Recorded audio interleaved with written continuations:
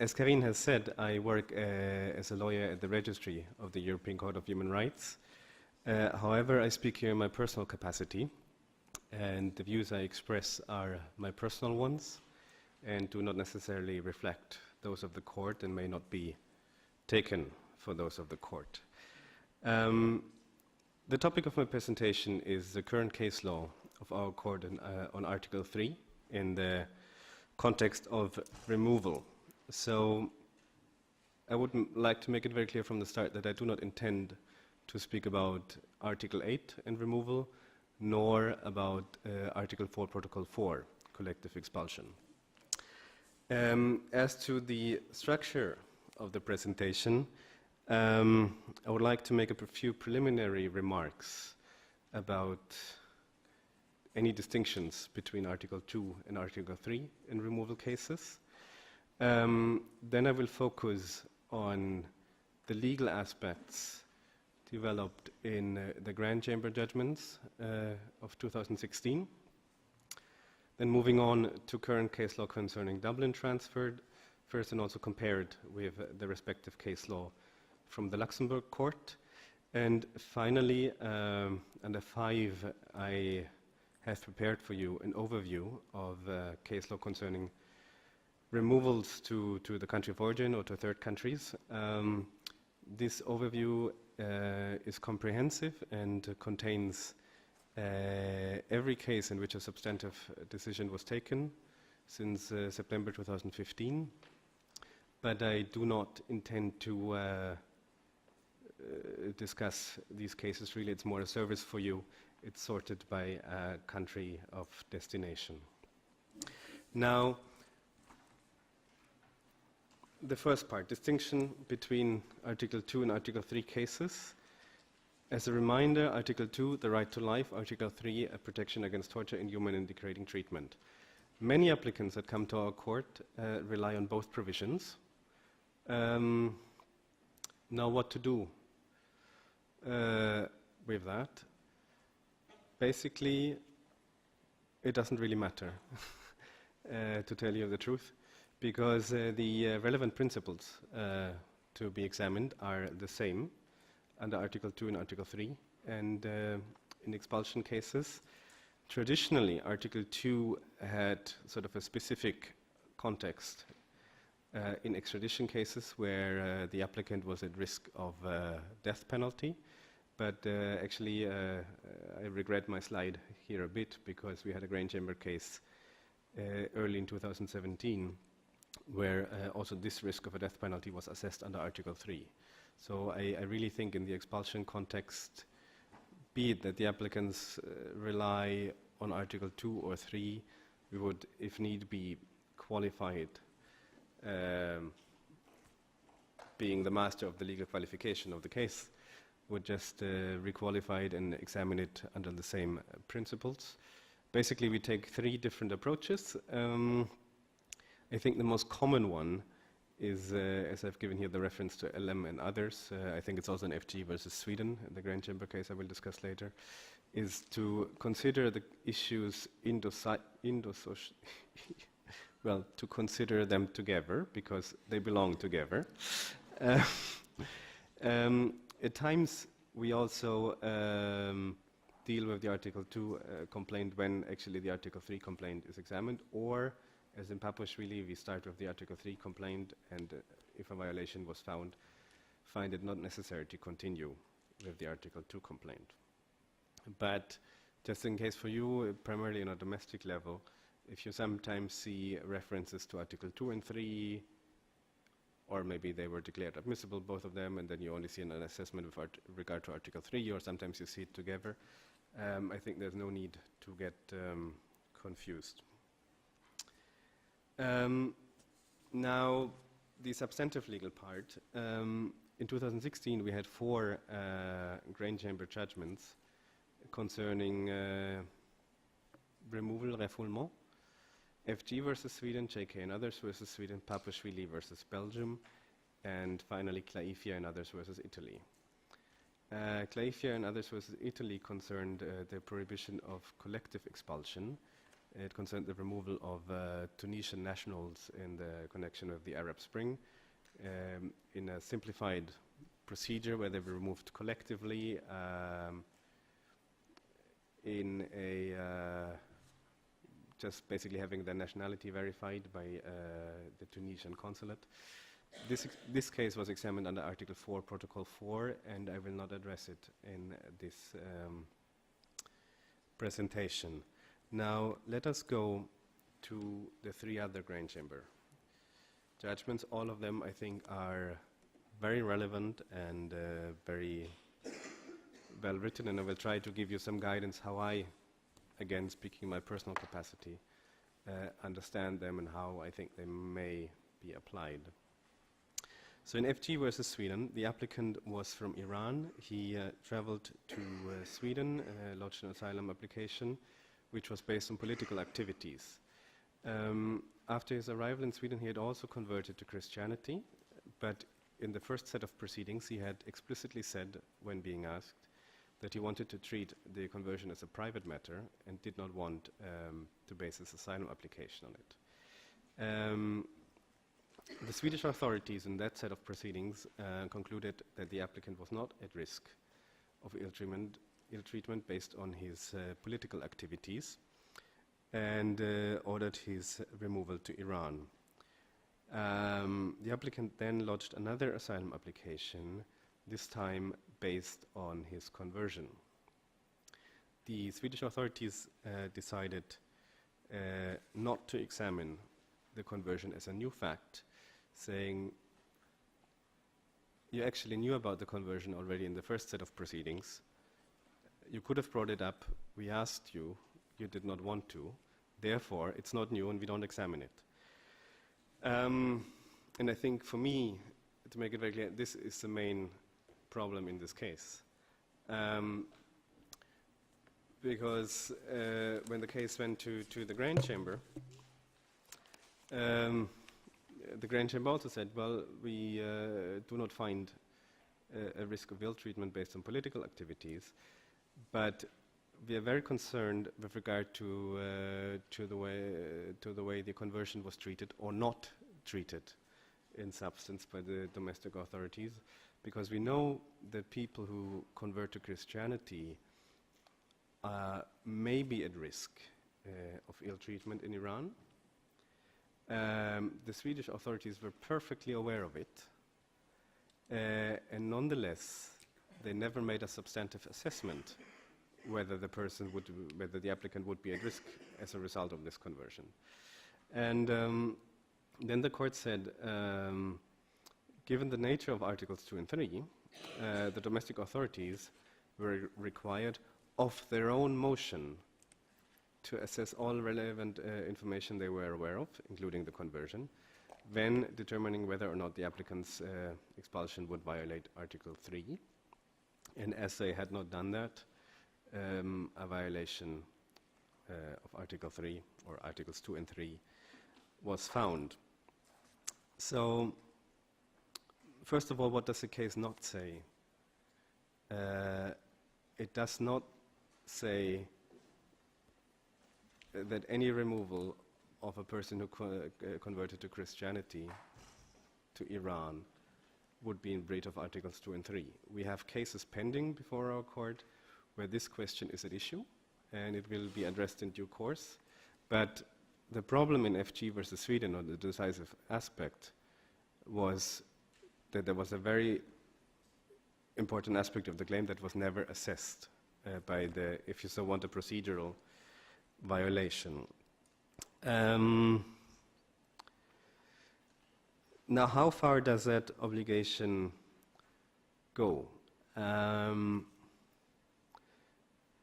I think there we will need follow-up cases and to decide and to apply this standard, because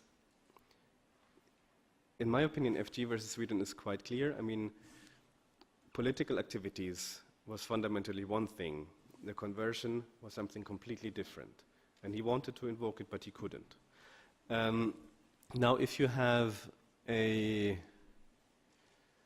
person who there's only one set of proceeding, the person tells a story, the applicant still has to substantiate their claim as it relates to their personal circumstances. Would the authorities be obliged to explore each and every statement, including where no fear was alleged, but there was maybe along the way in telling a story? Would they need to explore it into every detail against the background of country of origin information to avoid such a procedural obligation? Do they have to do that on their own motion? I don't know. We will have to see. We will need to really clarify when we have such cases, because the bottom line in FG, but also in the next case that I'm going to discuss, JK versus Sweden, is always that the applicant needs to substantiate the personal circumstances of his claim or her claim. So if you go to JK and others versus Sweden, it concerned removal of a family to Iraq. The family had run a business in Baghdad, in the American military base, where they had, or next to it, where they had exclusively American clients. And then following the American invasion in Iraq, in the following years they had a number of, they were subject to severe harassment. There was a murder attempt on one of the applicants. Then the daughter was kidnapped. And the last attacks on the family were in 2008. Then in 2010, 2 years later, they left Baghdad for Sweden. And the Swedish authorities had said, well, your attacks, the attacks you suffered came from Al-Qaeda. They've gotten significantly weaker. The Iraqi authorities have become sufficiently stronger, so you would not be at risk. Maybe if you had come years earlier, you would have been at risk. But by the time you left, or by the time we are about to send you back, you're not at risk. Now, one important element to recall is our court always makes an ex nunc assessment. So the case was lodged.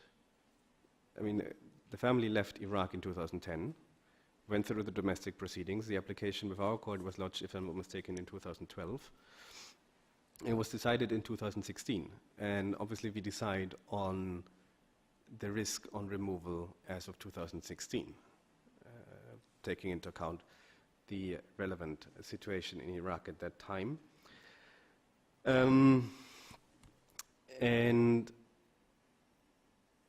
the case has two very important aspects. One, it's about the shared burden of proof. As I said, the case makes it very clear that the applicant needs to substantiate why he or she is at risk of ill treatment with regard to personal circumstances. This does not mean that the applicant has to present documentary evidence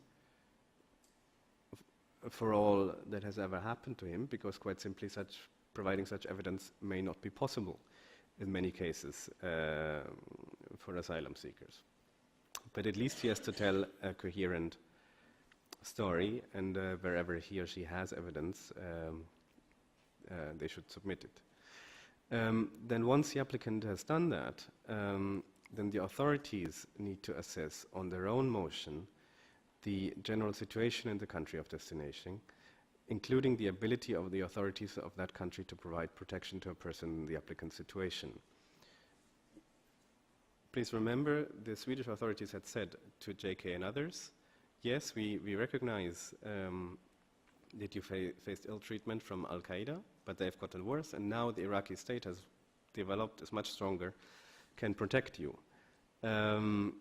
And the court here found that the assessment made by the Swedish authorities as to the ability of the Iraqi authorities to protect the applicant against harm from Al-Qaeda was insufficient. So that was the first reason for a violation. But you can clearly see, depending on what it's about, personal circumstances or situation in the country, the burden of proof is shared.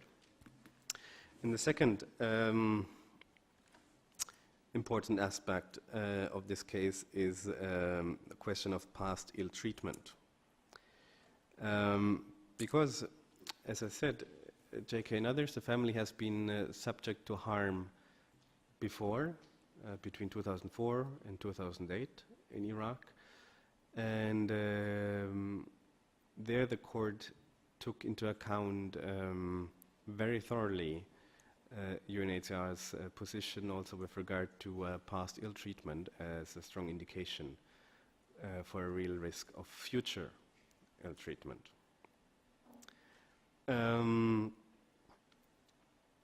The court made one sort of, how can I say, qualifying statement, which to me is very important. That is, for this indication to apply, it is a requirement that the applicant's account be generally coherent and credible and consistent with information from reliable and objective sources about the general situation in the country concerned. Meaning, this,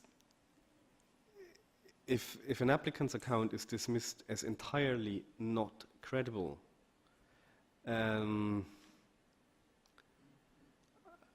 I think it might be difficult to rely on JK and others in that regard or in that principle. I mean, we have it here with past ill treatment, and the court said, if you gave a credible and coherent account, consistent with content of origin information that you've been previously ill-treated, this is a very strong indication that you'll be ill-treated again, then the authorities must dispel any such doubts of such risks, which was the second part where this case failed, second part, a reason for a violation. I mean, here we have it with past ill treatment, but I think we could also, if we think about countries with a very poor human rights situation, I mean, we at the moment do not have any judgment concerning any country which prohibits all removals to that country. But if you have a country like, say, Syria, where I would assume almost 100% of the persons originating from Syria would need protection, I think you can also apply this shifting of the burden of proof in such a scenario, possibly where the recognition rate would be extremely high, or where you have, let's say, categories of people or profiles. I mean, UNHCR always works with risk profiles in their eligibility guidelines. I mean, where you have,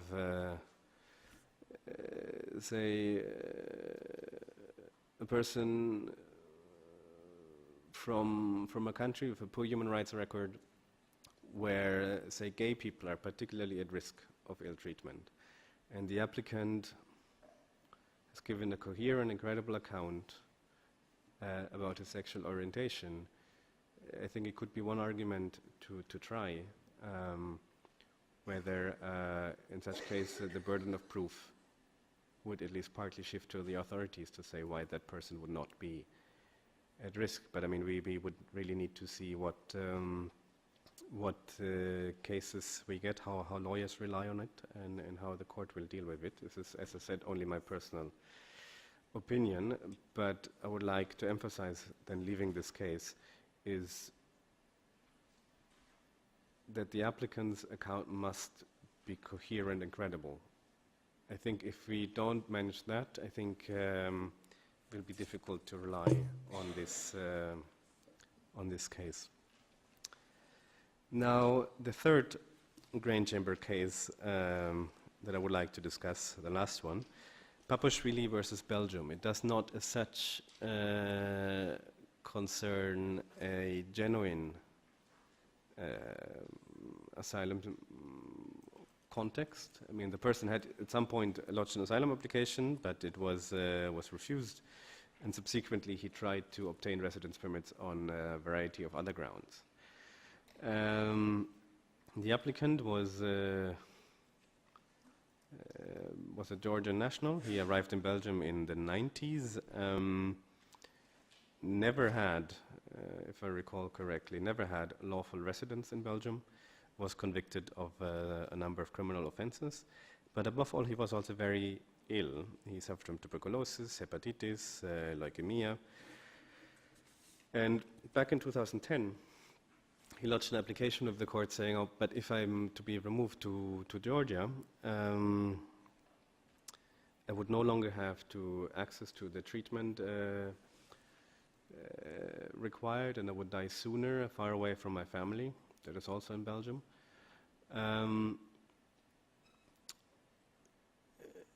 The case was decided in the chamber in 2014, later referred to the Grain Chamber, and while the case was pending before the Grain Chamber, the applicant died in 2016. The judgment was delivered in December 2016. The court nonetheless continued with the examination of the case because his relatives had expressed the wish to do so.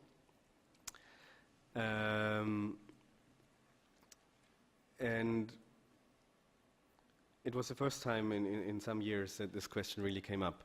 I mean, in D versus United Kingdom, in which I understand, Nuala, you had been involved, a violation was found of Article 3. The person was terminally ill, basically on the deathbed, and there was said, if you remove that person to his country of origin far away alone, this would violate Article 3.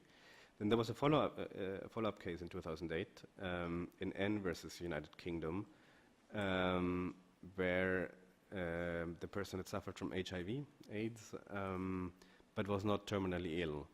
And there the court had said, no, this would not amount to a violation of Article 3, but there might be exceptional cases that even if you're not on the deathbed, where your removal might raise issues under Article 3. However, in subsequent cases, there had never been a violation of Article 3 found. So then came Popish last December. The court set out principles I think in quite some detail, and said even if you're not at risk, imminent risk of dying, there might be an issue under Article 3 if either in the country where you're sent to there's no treatment, or you don't have access to it. If you therefore risk of being exposed to either a serious, rapid, and irreversible decline in state of health, resulting in intense suffering, or in a significant reduction in life expectancy.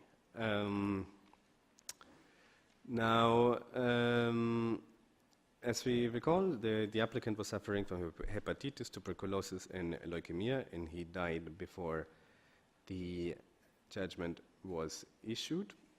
So I think getting an idea of what treatment was necessary is there. But basically the court set out here in paragraphs 188 to 191, it specified the criteria to be taken for that assessment, whether the removal would have an impact on the person concerned, that it would violate Article 3. First, you compare the state of health before the removal with the situation how it would be after the person were removed. That is, first the question is, in the country where the person is removed to, is there appropriate and sufficient treatment for the applicant? Secondly, would the specific applicant have access to such treatment? Because it does not help anybody from a human rights point of view if the country to which you send a person does have treatment available, but only at such cost that an applicant who has no money does not have any prospects of accessing it. And thirdly, where doubts persist, serious doubts persist, that the person will be able to access the appropriate treatment, the sending state has to obtain individual and sufficient assurances. In the case at hand, the Belgian authorities had actually failed to really assess the whole health aspect in the removal order, so a violation was found, basically for lack of examination of the relevant aspects. But I would like to draw your attention to this paragraph 191, individual and sufficient assurances. I'm sure that sounds familiar to you. I think it reminds me a lot of Tarakel in Dublin, which also brings me then to the next topic, Dublin transfers.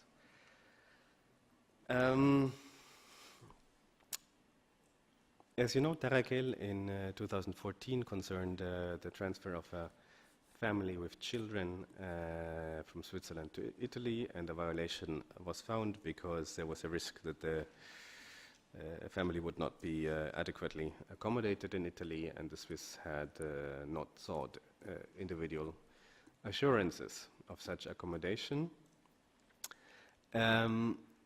Since then, the Italian authorities have given assurances by way of a circular and the like, and sending states have relied on these assurances, and we have generally accepted these assurances. I mean, I listed here a number of cases concerning Switzerland, Finland, Denmark, the Netherlands. It's really also different sections of the court, and we had not seen reason to doubt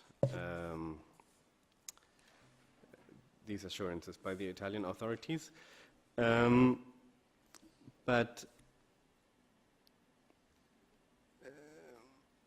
one thing that I find very interesting, also considering that we spoke about Popish really just before, we also have a number of decisions concerning transfers of adult asylum seekers to Italy who suffer from illness or require medical treatment. So far of the cases we decided, no person was as critically ill as Papashvili, and the court also considered that there were no indications that the respective medical treatment was not available in Italy. Again, thinking of Papashvili, generally in the country, as well as to the particular applicant. However, what I find very interesting here is the last point that the court has repeatedly pointed out, that should it not be available in Italy, should be there any issues, the applicants could raise this matter before the Italian courts and eventually lodge fresh application against Italy. Now, we also had cases we have one more case concerning Italy that I wanted to alert you of. It's pending at the moment, but I find it very noteworthy. It's two applicants who are currently in Sweden who had been victims of trafficking in Italy and badly ill-treated, and they say if we were to be sent back to Italy, we would be at risk of being exposed to trafficking, prostitution and ill-treatment again. Meaning that when we initially had Tarakel saying, oh, situation transfers of very vulnerable asylum seekers, initially it was children or families with children. Now we've discussed it also with medical issues, and this is, I think, a third group, victims of trafficking. Now, apart from Italy, we have had one decision recently concerning a transfer to Malta, which concerned the reception conditions in Malta and the availability of medical treatment for asylum seekers in Malta.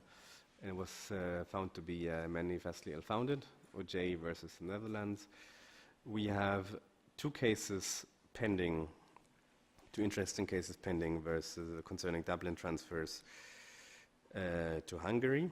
One, ST versus Sweden, which concerns the transfer of a person who has medical issues without the Swedish authorities having received individual guarantees. And the second one, AS&GS versus France, which concerns reception conditions, risk of onward removal from Hungary, as well as health of the applicant who was highly pregnant. I would like to elaborate a bit further on this risk of onward removal from Hungary, because we had one interesting judgment a few weeks ago, Elias and Ahmed versus Hungary, which does not concern Dublin transfers, but I think it's very relevant for the Dublin context as well. So the applicants had arrived, they were from Bangladesh, and they had arrived in Hungary in summer 2015. They had traveled through Greece, the former Yugoslav Republic of Macedonia, and then Serbia. In Hungary, they were forced to stay at the transit zone at the border, or between Hungary and Serbia, where they lodged asylum applications. Their applications were subject to the amended Hungarian law, which said that Serbia was a safe third country, so we declare the Hungarians declared the asylum application inadmissible. The applicants challenged that, exhausted domestic remedies, and then left for Serbia. And why do I find this case very interesting? Because the court noted that Hungary had not advanced any convincing reasons why it considered Serbia to be a safe third country as of July 2015, contrary to its previous position and contrary to UNHCR reports, or despite reports of UNHCR and other human rights organizations that were highly critical of the asylum system in Serbia. The court examined reports from UNHCR that said that indicated significant weaknesses of the Serbian asylum procedure, be it to the access of the asylum procedure, very low recognition rates, and concluded that noticed that the Hungarian authorities did not seek to rule out that the applicants might be further expelled to the former Yugoslav Republic of Macedonia and eventually to Greece. Why is Greece relevant? Because, as we've heard before, MSS still stands. So at the very latest we have a problem there, if not already in earlier on in this chain refoulement.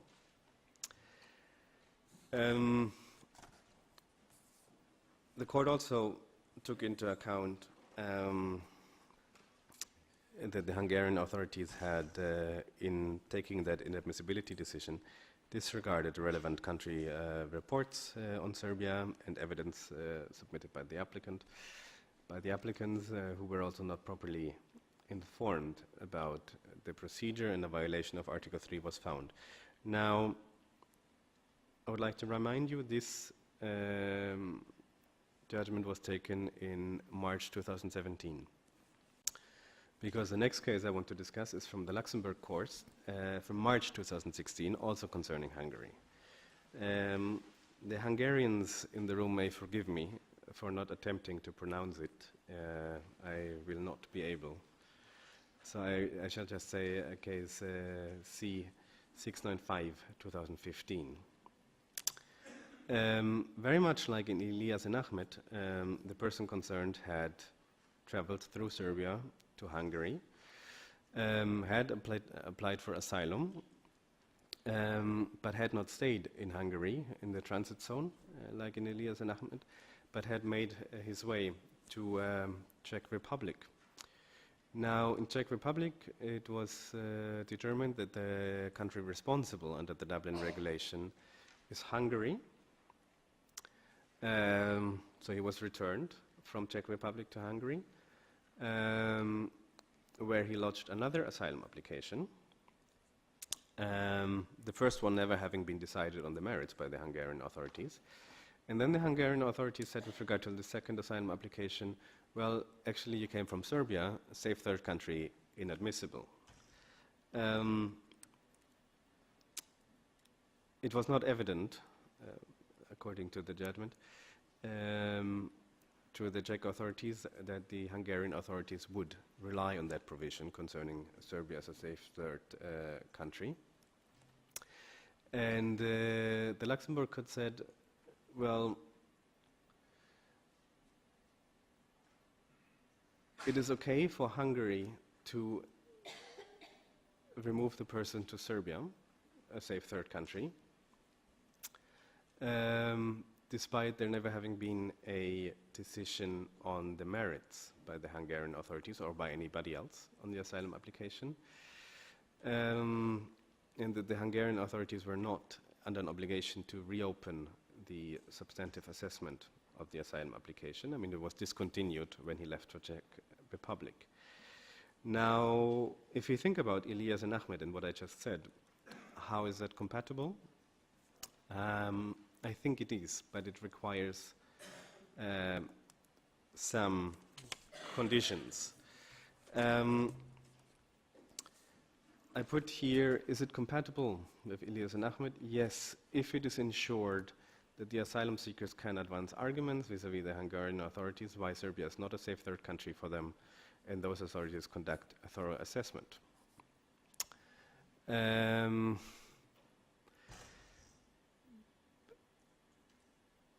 it reminds me a lot about the discussion we had at times of Tarakel, because the Luxembourg court said, but there need to be systemic deficiencies in a country.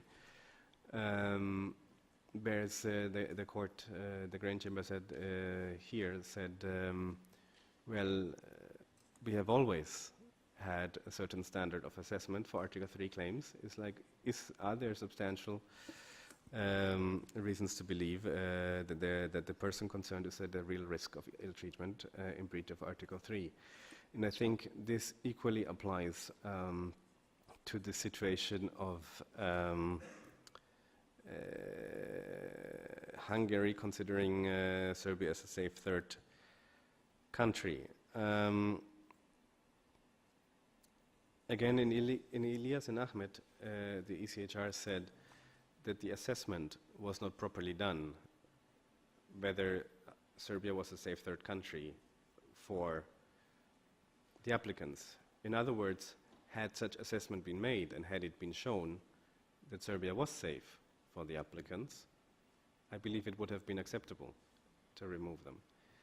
Similarly, the Luxembourg court answered the question, can the Hungarian authorities apply a safe third country approach without taking a decision on the merits of the claim? Now, this is a tricky question, because for me the merits of the claim are the claim vis-à-vis concerning the removal to the country of origin. Bangladesh in that case. Whereas the question of Serbia as a safe third country was a question of admissibility under Hungarian law. So in my understanding, if the ruling of the Luxembourg court in that regard is applied in a way that the Hungarian authorities examine at the admissibility stage under the domestic law whether removing or whether Serbia is a safe third country for the applicant at hand, analyzing his or her circumstances, I believe that the authorities would comply with both judgments, both from the CJEU and the ECHR. But this is clearly the more difficult reconciliation of the two Luxembourg cases I would like to discuss. Bearing in mind, however, also that the events in Hungary took place, change of legislation, big influx in summer 2015, and then the Luxembourg court ruled in March 2016, and our court in March 2017. I'm also not sure whether the passage of time and additional reports may have had an impact in the assessment of either court. Now, with that being said, I would like to move on to the last case I would like to discuss, which I think is very straightforward in terms of compatibility between the Luxembourg case law and the Strasbourg case law. It's CK and others. case C56578 of 2016.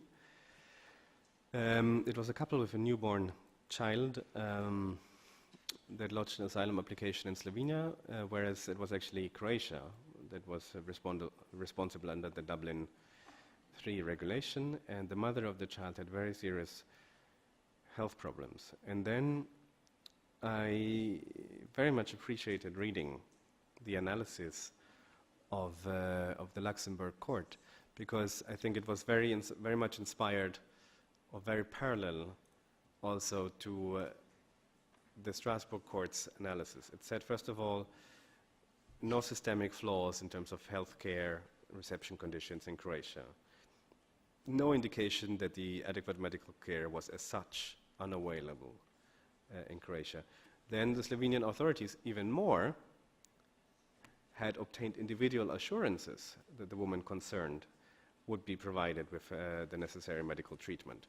To me, this is exactly what Popish requires, saying, look, you've done all you were asked to do, you did very well. And the Luxembourg court in this judgment actually also made explicit reference to Popish. And the question before the Luxembourg court was, so Slovenia, where the persons concerned were they obliged to make use of the sovereignty clause due to the specific circumstances, specific vulnerability of the woman concerned? And then the court said, well, the transfer in itself may result in a real risk of inhuman or degrading treatment,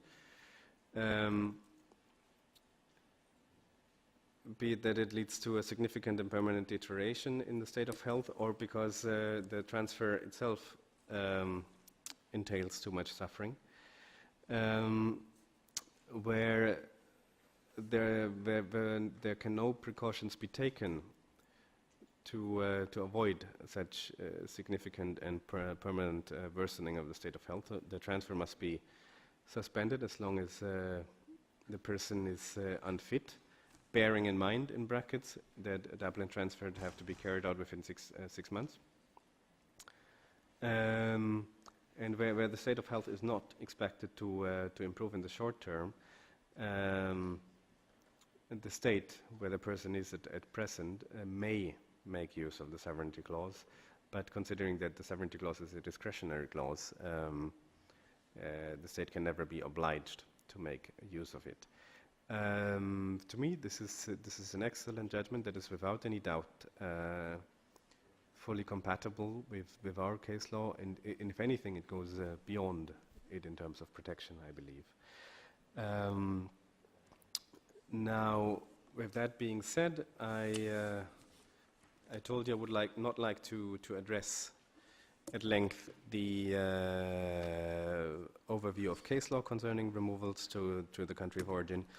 As you can see, we had many cases concerning removal to Afghanistan, but also less frequent countries. Maybe just to say that just 2 days ago, as I have Sudan here, just 2 days ago, 2 judgments came out against Sudan, NA versus Switzerland and AI versus Switzerland, concerning political activities in exile. In one, a violation was found, in the other, no violation was found.